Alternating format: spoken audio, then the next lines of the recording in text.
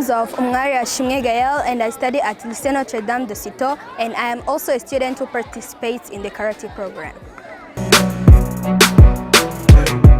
I chose to play karate because I see it as an interesting game. It helps me to relax after my studies. It teaches me about self-defense. It gives me an opportunity to participate in the Olympic Games. Karate ni nziza cyane ku bana, ibafasha mbere na mbere kuba bakora siporo bakagira ubuzima bwiza, bigatuma bakomera. Basically, it was a karate plus the Olympic values project.